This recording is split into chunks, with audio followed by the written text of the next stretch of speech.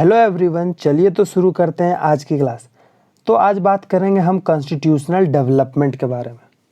लेकिन इससे पहले मैं आपको एक इम्पॉर्टेंट बात बता दूं कि जिन्होंने अभी तक मेरे इंस्टा आईडी फॉलो नहीं किया है वो जाके फॉलो करें, क्योंकि डेली बेसिस पे जो क्वेश्चन मैं वहाँ पे करा रहा हूँ सारे इंपॉर्टेंट क्वेश्चन है जो कि डायरेक्ट हिट करते हैं एयरफोर्स वाई ग्रुप पर। अब मैं इसलिए बोल रहा हूँ क्योंकि देखिए इसके पहले जो एग्ज़ाम हुआ था टेक 1 2021, 3 से 4 क्वेश्चन मैंने जो नोट्स प्रोवाइड किए थे वहाँ पर वहीं से मैच कर रहे थे हर शिफ्ट में जीएस से। लेकिन इस बार मैंने रीजनिंग भी स्टार्ट किया वहाँ पे, तो रागा सेक्शन का पूरा कवर करूँगा और 20+ क्वेश्चन देने की कोशिश करूँगा आपके अनदर आने वाले एग्ज़ाम में। ठीक है, तो जिन्होंने अभी भी फॉलो नहीं किया वो जाके फॉलो कर ले। तो उसका नाम है आपका सोल वॉरियर। ठीक है, सोल अंडर क्रॉस, उसके बाद फिर आपको वॉरियर लिखना है और लास्ट में 80। तो आपको इंस्टा आईडी मेरा खुल जाएगा, फिर आप उसको फॉलो कर लीजिए ताकि आपको डेली बेसिस पे क्वेश्चन आपको देखने को मिले।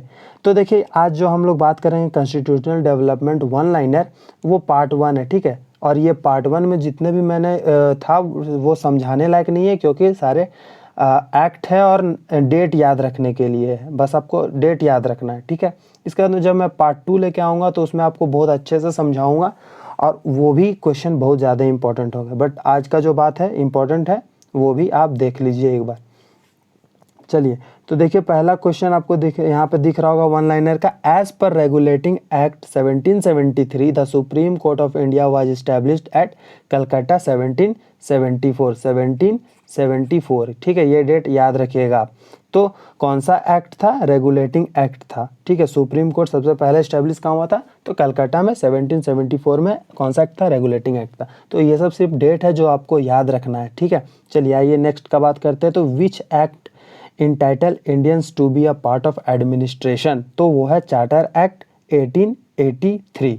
ठीक है, इसको भी आपको याद रखने का, मैंने बोला ना यहाँ समझाने का कुछ नहीं है, बस आपको ये डेट याद रखने का है। ठीक है, और हो सके तो आप इसका नोट्स बना ले ताकि फिर आपको दिक्कत ना आए लास्ट मोमेंट में रिवीजन करने में।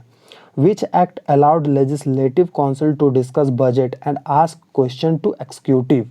तो वो है इंडियन काउंसिल एक्ट 1892।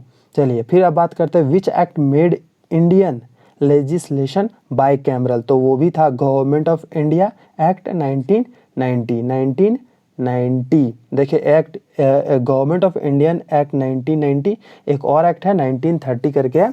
ठीक है, जो कि देखिए अभी नीचे 35, हाँ मैं भूल गया था, 1935 है। तो देखिए इसमें क्या बोलता है कि the power of president to promulgate ordinance was originally inspired from which act?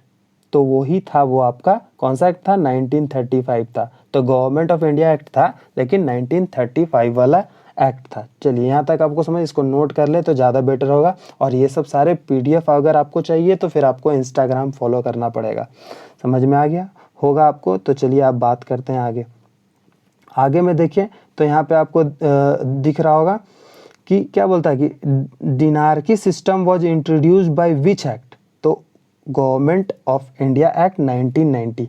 चलिए फिर से 1990 आ गया। ठीक है, आपका फिर से एक्ट 1990। तो ये मतलब समझ लीजिए कि आपको बार बार आ रहा है, तो ये इंपॉर्टेंट है, इसको आप देख लेना अच्छा से कि 1990 एक्ट जो है गवर्नमेंट ऑफ इंडिया एक्ट, वो इम्पॉर्टेंट हो गया यहाँ से आपका। चलिए फिर बात करते हैं which act proposed the provision of federal system during British era? तो फिर से आपका गवर्नमेंट ऑफ इंडिया एक्ट लेकिन 1935। ठीक है, 1935। तो ये दो डेट जो है ना, ये आप याद कर लेना, नोट करके इंपॉर्टेंट लिख लेना अपने नोट्स में, तो ज़्यादा बेटर रहेगा। अब देखिए नेक्स्ट का बात करते हैं। नेक्स्ट क्या बोलता है? Which act provision the establishment and all India federation? तो गवर्नमेंट ऑफ इंडिया एक्ट 1935। देखिए फिर से वही आया 1935। तो मैं फिर से बता रहा हूँ कि ये दोनों डेट बहुत इंपॉर्टेंट है, 1990 और 1935। तो इसको नोट कर ले तो सही रहेगा।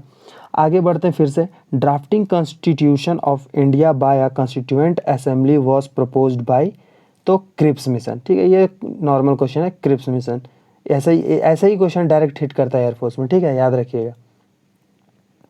अब देखिए क्या बोलता है, constituent assembly of India was organised under the provision of cabinet mission. Constituent assembly जो बनाया गया था वो किसके प्रोविजन के अंडर में बनाया गया था, तो वो था कैबिनेट मिशन 1946। देखिए ये जो कैबिनेट मिशन के बारे में 1946, इसके बारे में विस्तार में पार्ट 2 में बताऊंगा।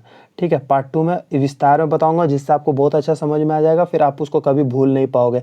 कॉन्स्टिट्यूशन से और कॉन्स्टिट्यूएंट असेंबली से रिलेटेड बहुत ही सारे कुछ फैक्ट्स के बारे में मैं आपको बताऊंगा।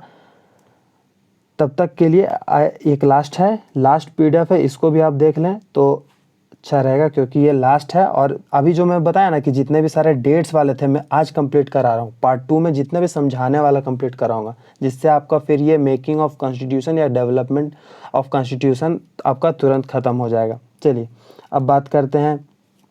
एज पर cabinet mission plan, election of representative from provision was made on the basis of, तो देखिए यहाँ पे लिखा हुआ 1 रिप्रेजेंटेटिव पर 10 लाख पॉपुलेशन, मतलब कि वहाँ पे जो 1 रिप्रेजेंटेटिव वो 10 लाख पीपल के बराबर होता था। ठीक है, उस समय। आई होप ये भी आपको समझ में आ गया होगा। What was the purpose of Constitution of Simon commission 1927? देखिए यहाँ से याद रखिएगा, साइमन कमीशन 1927, ये डेट याद रखिएगा। तो क्या पर्पस था? To review government of Indian act 1990। देखिए फिर से 1990, तो बार बार आपको 1919 एक्ट देखने को मिलता है इस प्रॉपर टॉपिक से। तो इम्पोर्टेंट समझ में आ रहा होगा कि इम्पोर्टेंट कैसे पिकअप किया जाता है किसी चैप्टर से, जो चीज़ बार बार रिपीट करे, जो बार बार हाईलाइट करे।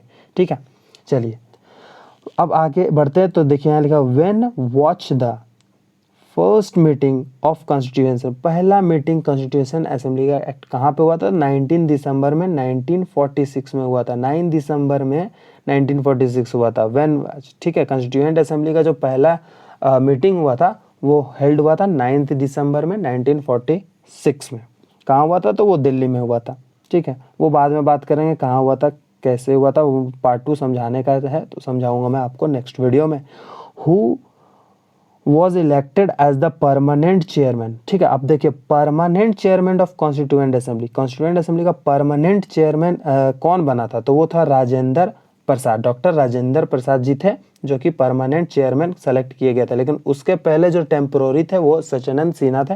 वो मैं फिर बता रहा हूँ कि समझाऊंगा बढ़िया से, तब तक आप इसको नोट कर लें। When was constitution of India adopted? 26 November 1949।